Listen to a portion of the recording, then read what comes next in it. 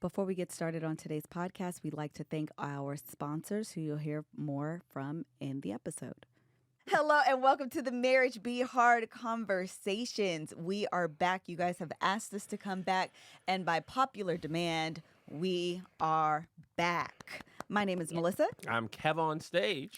And we will have conversations with some of our favorite couples talking about love and marriage and relationships and just the realities of being married. Today, we have two very special people on our podcast. You remember them from, actually, we were on their podcast and they were on our podcast. They was at the racism office. They were at the race. That's right.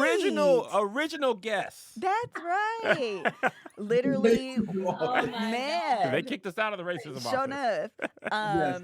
Literally one of the most popular episodes of The Love Hour. We actually had a good, Kikiing time on that episode. And that is none other than DeVale and Khadeen. Ellis. I just want to say you guys are some of the most beautiful people on earth. We say this all the time. DeVale, Khadeen, you hold it down. DeVale, you hold your part down. Melissa's doing her part. I'm not doing my part, okay? Khadeen and Melissa, y'all do y'all thing. DeVale, you do your... I'll be like, man, I got... We were literally just having this conversation 2 days ago. Yeah, it's y'all two and Boris Kojo and Nicole Ari Parker is equal. Everybody else got to have a little ugly to make it all right. I got to have a little teens of ugly so the kids come out all right. I picked my coverage when I got married. So I was just like, man, I'm trying to keep up. I just be trying to keep up. I love it. So they are the authors of We Over Me, the counterintuitive approach to getting everything you want from your relationship that comes out. Actually, tell us the date because I don't want to get it. I think I know about. I don't want to get it wrong. It drops February 7th. February 7th. Please make sure that you get it. It will be available, obviously, everywhere books are sold, and an audio book that will be voiced by you guys, which is freaking fantastic. And if you can get the hard copy. No. Talk to him, Kev. Get the hard copy. If you can get the hard copy, we need them on the list. So if you can get it from an independent bookstore or Target or Barnes & Nobles, go there first, okay? Then Amazon. Independent first. That's how we get them on that list. The audio's cool. Get that too. But they don't count the audio books. True. So we need to tell y'all that from the jump. Get a couple of them. Give them as gifts. Give them to your friends. Don't just buy one. Buy 4 or 5. Clear the shelves. Clear the shelves. Kev be on books too. Listen, we didn't know that stuff until the last minute. We didn't know. We was like, why would y'all audio? We did all that. My throat was hurting. Why y'all didn't count that? We said the same thing. Wait a minute. Why we even push the audio books if they don't count? Why are we doing that? Why would we tell people that? And if you guys have podcasts like you do, your audience is used to listening to you, so they're going to want to listen to you more. Why does that not count? That needs to count. It needs to be updated. Dear New York Times people, the 4 of us would like to make a request. We would like to petition the court because there's it's 2023. Audiobooks should count. Absolutely. Now hush and fix it.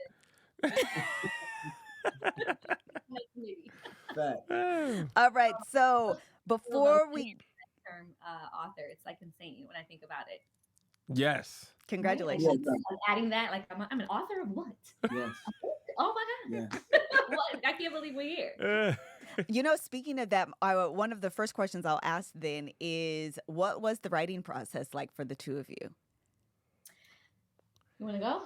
It wasn't what I expected. Same. To be honest, since I write all of these little soliloquies for my baby on Instagram and stuff, I felt like I was going to have to, sit down and write the whole book by myself. And then they're like, no, you're gonna partner with a writer. And I'm just like why? It's my words. And it was just like, excuse me. They're like, you can partner with a writer so that they can kind of get your ideas in a certain type of order. Mm-hmm. So we partnered with a writer named Leah. I forgot her last name. I've been calling her Leah for the past year. Lakins. Leah Lakins. Yeah. She's amazing.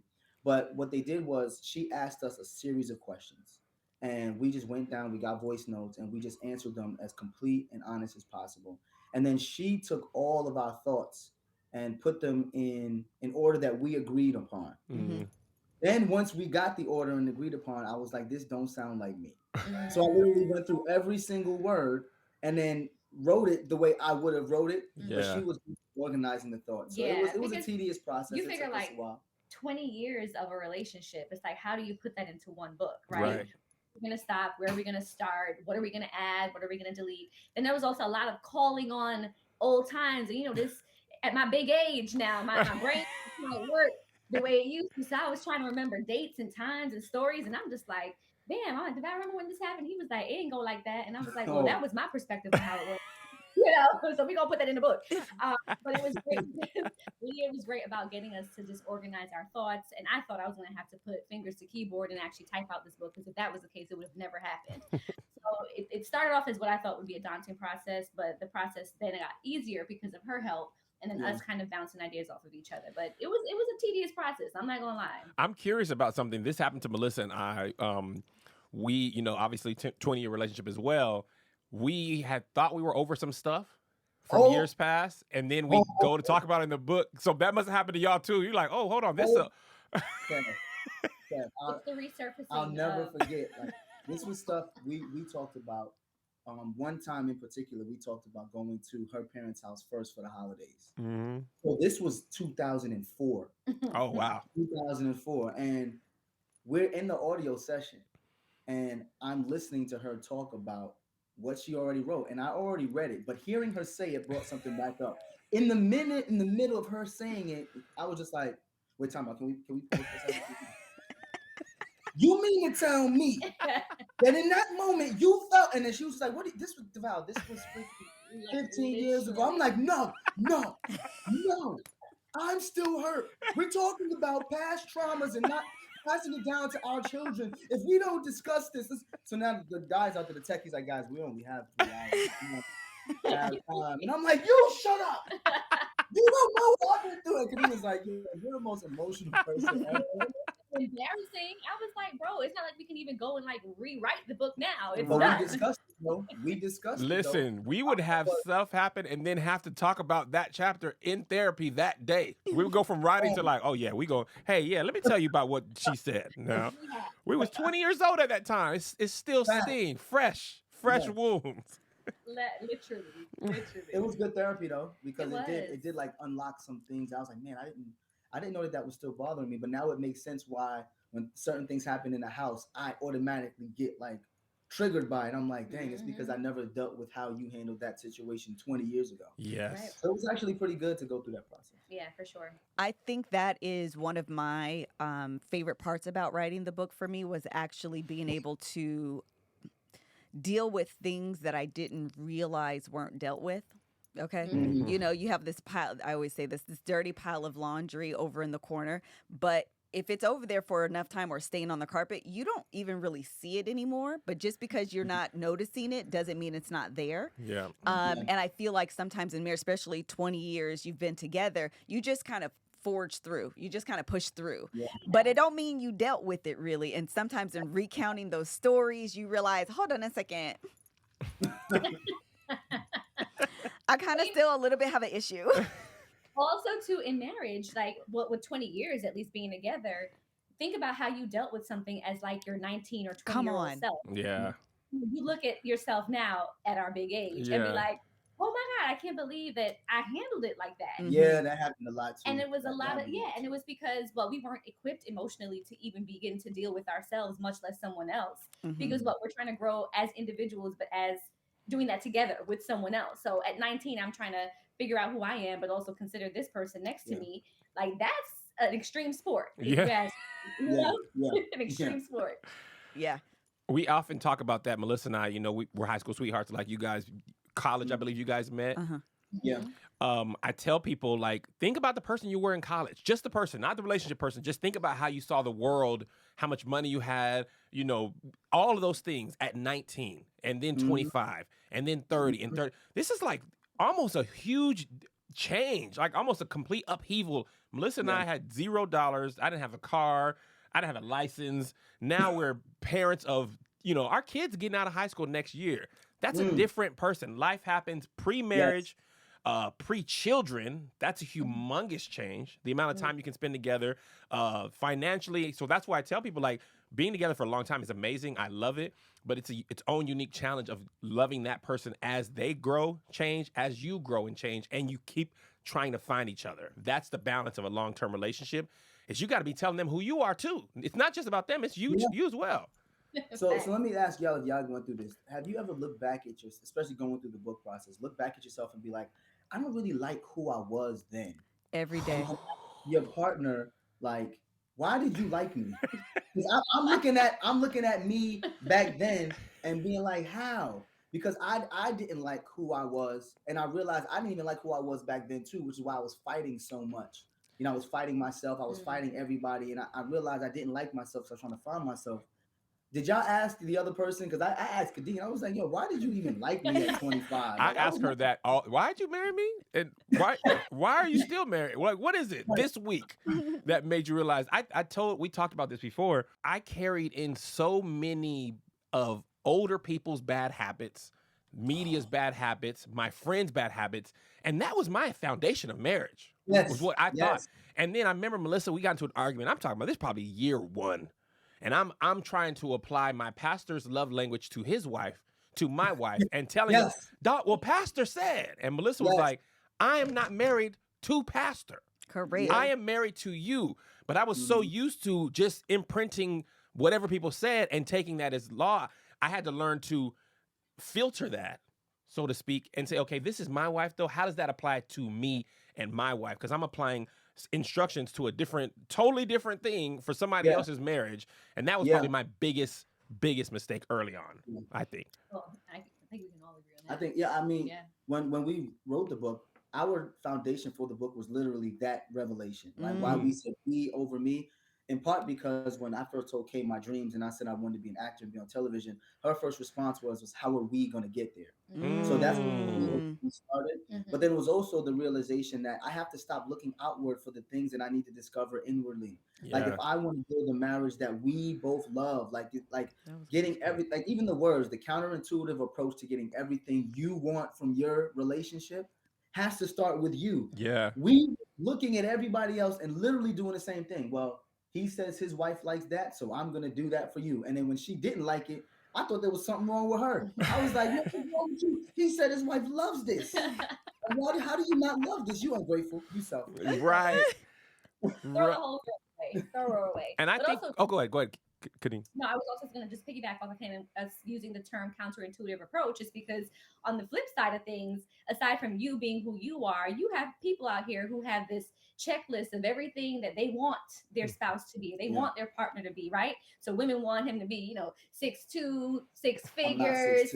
We had 6 figures when we first met. You did. That's right. And he has to be strapping and God-fearing and all these things. I was mad skinny. I said DeVale looked like a pot spoon, y'all. A pot spoon? I know. Into it. I saw his potential early on, So people have that approach that they're like, I have to find someone to complete me. But then the counterintuitive approach is like, wait a second. How about you be a whole individual who's happy with who you are, and then you want to be of service to someone. So you're bringing something to the relationship, not necessarily looking for what you can gain. So that's the approach that Val and I took. And we had to learn how to get there. Man, that's so good. What is your favorite chapter in the book? I have a favorite chapter. You do? Yeah. My favorite chapter would have to be the chapter where we discuss each other's dreams. Okay. And the reason why, I can't remember which number it was, but the reason why it's my favorite chapter is because we often hear in today's, shameless plug. You see a girl Come on. Don't even be shameless. Our package just arrived, actually. I'm super excited about it. Yeah, it just arrived. This episode is sponsored by BetterHelp. We all know, as we are talking about love and relationships and marriage, that having a third party come in and mediate between you and your partner is one of the best things you can do for your relationship.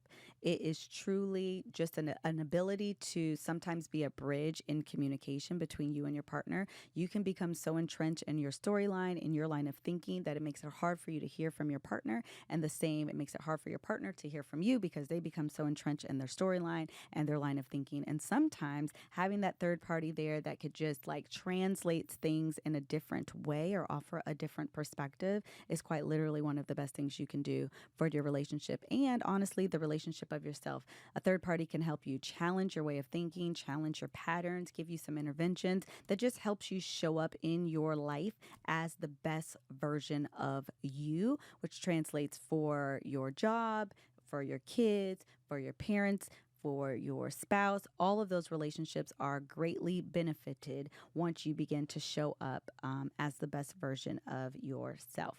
BetterHelp is awesome because ain't nobody got time to be leaving the house all the time, but we definitely want to be taking care of our mental health. So you don't have to leave the house. They have video conferencing, they have phone calls, so many different ways that you can access your therapist without leaving the comfort of your home. They take care of the hard work for you. So, if you're match with a therapist that just simply doesn't work for you, you just simply tell the platform and they will do the hard work of breaking up with your licensed therapist for you so you can begin your journey of self-discovery from wherever you are.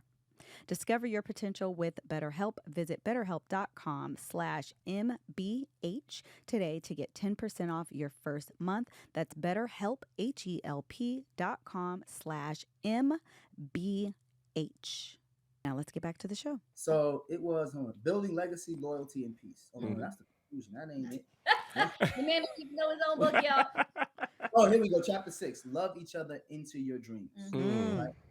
The reason why I love that chapter so much is because in this day and age, we hear so many people talk about self-awareness. It's about me, I. And then it's like, well, what about my dreams as a man and all the things I want to do? And women, it's like women can't have it all. You can't be a mom and a wife and be a career woman. And we've learned over the past 20 years that if you love someone so much, watching them pursue their dreams and have their own personal success also becomes your success. Khadeen and I, it may be an anomaly, but I've noticed that when Khadeen comes to me and says, babe, I want to do this, it then becomes my sole purpose in life to help her see that, help her do that. And she does the same thing for me. And I've noticed that we've loved each other through our own personal successes that helped us be successful as a married couple. Like people say all the time, Khadeen, how do you put up with DeVale doing sex scenes? How do you put up with DeVale traveling when he does football? It's like, y'all keep saying put up with as a hindrance for her to be a partner with me in chasing my own personal dreams. That never became an issue for us. Same thing with Dean. When she's gone and she's doing Essence Fest and she's gone for 3-4 days. Some of my boys be like, yo, your wife be going 3-4 days. Like, how you put up with that? I'm like, bro, first of all, she's out there earning. She's an earner. I'm a bag securer. She is a bag. So, she's doing her fair share in bringing something to the relationship. But I love watching her be happy. Yeah. I watch it with y'all too. I watch how Melissa will post something. The first person to freaking comment on it is Kev. He's gonna repost his wife's stuff. I watch Melissa, like you are Kev's biggest cheerleader. And I tell them all the time, even the people that ask me, what other couples do you know are like you and Khadeen? I'm like, do you follow Melissa and Kev? Do you follow Tab and Chance? Yeah. Like these are people who root for their partner. Yeah. And not only root, they're active participants. Like, okay, Kev got a skit. Melissa gonna jump in the skit. Like, this is how you become quote unquote a power couple. It ain't just about taking pictures and looking good on a red carpet. It's like, nah, there's grunt work that needs to be done. I don't want to pay nobody else. Let me get my wife to do it. And then my wife goes out there and crushes it. Yeah. I'm watching the same thing. So that's my favorite. That's your favorite chapter. I think mine is actually it's my favorite, but it's my favorite not for the reason of what transpired particularly in that chapter, but it's when we spoke about and kind of unhashed an unplanned pregnancy that we had in college. And being together that long and the space that we were in at that time, you talked about that dirty pile of laundry, Melissa, that you kind of just put to the side, and it's like it's there, but it doesn't really affect you until you actually have to sort through it and wash that clothes, right? So it was difficult for me to decide whether or not I wanted to share that entire story, but I felt like it was necessary, especially considering the attack that's on the woman and the woman's body and the control that we should over our own person. So that was a difficult chapter because it kind of allowed me to heal a bit in that process, discuss it with DeVale, get better clarity for where he was in that moment. And then, like we said, looking back on our young selves at our big age, saying, man, like, how were we able to handle that situation so amicably and with such respect for each other and really just being a rock for each other. So that was something that happened early on in our relationship that I think really sealed the deal. Like, this is my person, because of how we were able to get through that situation. So yeah, it's my favorite because I feel like I got the guts and the courage to, talk about it, because I never had before. Like, no one knows about it. Like, my mom is probably gonna look at me sideways. I'm like debating, like, should I tell her about this before she Yeah. but yeah, that's my favorite, only because if we're going to be promoting healing, if we're going to be promoting, facing our traumas head on, then that was a prime example for me. So I hope it encourages someone and it helps someone to also not feel like they're alone in a situation like that. So. Oh my gosh. First of all, I love both of these answers so freaking much. Okay. I'm warm and fuzzy inside. You guys know I love this stuff. Number one, I'm going to do a very Melissa thing. DeVale, just hearing you talk about the support that you offer to Kay and the support that she offers to you, not only is it inspiring and encouraging, but it's something that I think a lot of people, when we say couple goals, I think that's the unspoken conversation that we're having. I want someone to love me enough to value what I'm doing that it becomes their own. That's what I heard you say. That is so beautiful, to be able to partner in a dream that was once mine that now becomes ours. Yeah. The power, the support, just the encouragement, the fire that ignites in this person when I'm feeling down and they're like, no, baby, you got to get up. Okay. You got to go and do this. We got to go and do that. We're going to figure this out. We're going to go do that. That's what people are looking for in life. And to see you express that where it's reciprocal, it's just, I'm just warm and fuzzy on the inside of me. I just am. And then Kay, to share such a vulnerable, my favorite part about the writing process, and I realize not everyone will be able to write a book, but my favorite part was going through that healing journey. Being able to say, this is an issue. I realize now when going through this process, this is kind of where it started. And it has followed us for 20 years, unhealed, and low-key shards of, sharp edges come out every now and again. And you're wondering why I have a cut here. I'm not quite sure what just happened, but all of a sudden you were triggered and now I'm bleeding. What's going on? And you have no idea where it started, how it started, what's going on. I'm not even really processing it because we're ignoring this over here. Writing it allows you to work backwards from the beginning. Realize what's going on, and then you can see how it branches out into all of these other areas of your life and has affected you. And then to be able to say, oh, wait, this has allowed me now to like fully heal this. And, there's still always a lot of healing to be done because that's a continual thing. It's not like a place, but you can start that process in a very like effective, healthy way. And the fact that you're in a place to not only heal in your relationship, but you're sharing it with the world. And so many women are going to relate and be able to say, thank you, I feel seen because I've never, and I did it, and now I can, and to hear you, and I know you're going to go on your own press run, you're going to talk about, and they're just going to be able to be warm and fuzzy how I'm warm and fuzzy. I'm just so appreciative of this. That's all I want to say.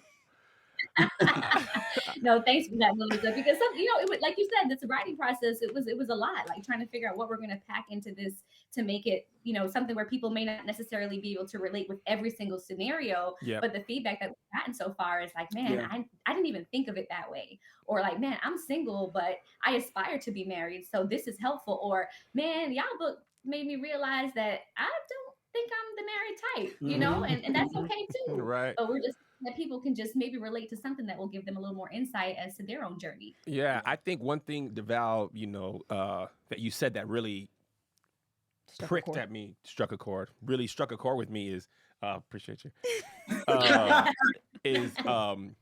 we over me is about being a partner, right? This isn't my dream, this is our dream. And you talked a lot about support. I think, if I'm being quite honest, I, in our relationship, have been more of a puller than a partner. Right? I wasn't saying, let's do this. It was, I got us, because I thought that's what a man had to do. I'm going to go out here. If we struggling, I'm going to go out and do this. I'm going to go out and do this. If this happened, your tax bill came in heavy, I got to go out and do this. And Melissa said to me during our book writing process, she said, I'm not a damsel in distress in the castle. I'm on the battlefield. If we die, we die. I'm like, nah, girl, I got you. She Brianna Tarth. Like, I'm not. I ain't Cersei. Don't have me up here with the dragons fight. If we gonna go down, we gonna go down fighting. So just this week, just yesterday, I believe it was. I'm talking about tax bill came in. Somehow our payroll ran twice. We switched company. We paid our employees on the 31st and the 1st. After just having paid our taxes, and we thought we were done with our taxes. The IRS was like, boy, y'all had a great year, huh, Kev? Oh, my God. Come and holler at me. I was like, we just paid. We paid quarterly. Nah, y'all been doing good. So I was like, dang, girl, I feel like, I was like, honestly, this is a little bit poverty mindset because it's not a true struggle, but it felt like a lot happened at one time. So I'm like, I got to go do more dates. And just sharing with her, I was like, here's how I'm feeling. Right? I'm feeling frustrated. I feel like I'm going to have to do more dates. And she was like, okay, now, she had a golden opportunity to say, I told you so. Didn't take it. Didn't take it. And I wanted to. Don't get it twisted. The only thing worse than saying I told you so is being able to say I told you so and not saying it. When we both know that it's like, oh, I believe around this time last year, I said this might happen. Right? Yeah. But after we talked about it, she kind of calmed me down. The situation was not nearly as dire as I was making it. And then literally our agents hit us up with like, Brando, this commercial, like, so it was really like, Kev, you were tripping. But that's something I wouldn't have shared before because I felt like as a man, I couldn't go to her. Part of the vulnerability thing I had to learn was I felt like I couldn't go to her with fears. I could only go to her with solutions. And she was like, I need you to share all of you, not just your strengths, your wins when you book a role, that audition you jacked up, when you're feeling after you ain't booked an audition ever, you only got this or that. When you're scared, share that as well. And that's a partner. She was like, I want to be in a relationship where we can share the whole piece, not just the part you think's going to make me feel better. And that's probably one of the last things I had to learn. That's something I held on to from like early in what I thought marriage would be that was not working for us anymore. Kev, let me tell you something, Kev, how much you just spoke to our whole experience. Literally. My father said to me verbatim, it is your job as the man to protect your wife from all of the fears that come with being in a marriage. Financial issues, you going through health stuff, you going through that, share it with me and your brother. We'll figure it out. He literally said, go to your wife with solutions. Wow. Don't go to her with problems. As a man, you're not supposed to do that. My grandfather was that way. My father was that way. My dad too. Our entire life together. Anytime we had financial issues, anytime we had anything, this was me. We're good, babe. Don't worry about it. We're good. On the inside. And then the triggers would happen where I'm not telling her what's going wrong. And then she'll go buy something. And then I'll be like, what did you buy that for? Yeah. And she's like, you said we was good. And I'm like, I said we was good, but you're going to go buy that right now? We ain't good. And then she's like, bro, she's like, fine, I'll take it back. And then the protector is like, no, don't take it back. You really want it. So keep it. So now she's like, I don't know if I should keep it, if I should take it back. I don't got screwed. I don't know what's going on. And then last year, you talked about coming to a realization recently. This past November, no one knows this. If you go to my Instagram, you'll be able to tell. But I had a break, like a breakdown. Oh no. I ended up passing out while I was filming. My co-star Crystal had to call the medic. They had to take my blood pressure. My blood pressure was extremely low. It was 100 over like 60 or 100 over 80. Oh my goodness. I had lost 15 pounds in the course of a week. I wasn't eating, I wasn't drinking, but it was like you, Kev, literally like you. Our tax bill was coming in quarterly. I did a lot. The money was coming in. We switched payrolls. We switched from paychecks to somebody else, and the payments came out like boop, boop. Man. And I was like, we have Christmas time coming up. Yeah. And we bonuses to our employees. And I'm like, and some of our employees deferred their commission payments for helping stuff till Christmas time. I'm like, and you know how when you run a multimedia business, your payroll is 6 figures. Yeah. And I'm saying to Khadeen, I'm like I'm stressed because I want to be able to give people what they've worked for. So I'm constantly going, we got to do more of this. I got to make more videos. I got to do this. Didn't realize that I was running myself into the ground. Yeah. And I panicked. While I was on set, she was away on vacation. She was away on vacation at her best friend's wedding. Typical DeVale fashion. I told her everything that was happening, but then I was like, I'm cool, though. I'm good. and I wasn't good. And I kept getting sicker and sicker until she pretty much cursed me out and was like, bro, if you don't tell me when you're not good, don't tell me when it's the end. When it's the worst. Tell me in the beginning when it's not good. I swear to everything, I'm gonna kill you. That's a fact. And I'm like, what? She gonna do the job for you. What you was just passing out. You gonna pass out for good when I get done with you. and she was so serious. She was just like, DeVale, that's not fair to me. I sit here thinking everything's fine, and then randomly it's not fine. And now I got to try to pick up the pieces. You may have to go to the hospital. The kids are here. And that's when I realized, like, I if you're my partner, I should tell you. But also, too, as his partner, right, you would think that someone may say, oh, well, that's your partner. You should have the intuition to see that he's not okay and see that things are not good. Well, I'm married to an actor. Right. And he does a damn good job he does a great job pretending and existing in his real life circumstances. Not married now, in his real life circumstances. I thought he was fine. So, of course, I'm on the beach, dirty whining, and everything. He's just like, oh yeah, babe, I'm dehydrated, my blood pressure's low. And I was like, okay, I'm gonna send the nurse to the house to get you an IV. And I went back to dancing because I'm like, okay, it's just dehydration, not knowing it was like literally a mental and physical snap. I thought I was having a stroke, guys. I couldn't, my lower extremities were not working in the same capacity they always work. I felt extremely weak and I got nervous. I'm like, shoot, I'm 38. Like people we know have died at 30 up from heart attack, from stress-induced strokes. Like I had a friend that played in the NFL for 12 years, just had a stroke. And he wasn't eating right. And when I say not eating right, I'm not talking about going out and eating pizzas and wings. I'm talking about not eating for a day. Not eating, just period. Water. Taking a protein shake. I'm fine. That's what I was doing to get through the days. And not no more. That's why when we talked about in the book, we call this a multi-generational book. Because we talk about how our parents had traumas that affected our parents, who created these people you see, and how we're not trying to pass those same behaviors to our 4 boys. So it's really about trying to deal with all of those things, like you said, Kev. As a man, I felt like I can never bring any fear to my wife. My wife is walking around smiling and happy all the time. And I didn't realize I was slowly killing her. She used to be stressed out, concerned about me. I was like, I should just tell her. So now I've adopted this year. So the first month, every time I feel something, I don't feel good about something, I just go to her. I said, babe, I don't feel good about this. I'm concerned about that. We just talked about the books. I was just like, well, we sold all those damn audio books. Now they're telling us the audio books don't count. I'm concerned. Man. And the thing about it, too, that I found out as a man, and to addition to that, a black man, vulnerability did not come natural, and I would say it might be the hardest thing ever. Sure. Right? It is like almost reprogramming you. If your dad told you be a man, keep it to yourself, and you took that your whole life, then your body thinks doing the opposite is not being a man. Right? It feels in my head, I hear myself, you weak. Kev, that's weak. How you gonna tell her that? You weak. I remember we had a rough spot a couple months ago. I was crying, DeVale, and it was not even. I couldn't even man up to make it like man up to make it a manly cry. It got away from me. I said, hey, now that's a cry. That was internal turmoil cry, right? And in my head, well, good cry. After I did, but in the moment, I'm like, what is she gonna use this against me? What is she gonna tell her sisters, her friends? She gonna be like, this nigga in here crying. And I'm like, but at the time I was like, you ask for vulnerability, it ain't an on and off switch. Now I'm vulnerable. Right. Now I'm like, so that's what I feel about the taxes and then the payroll.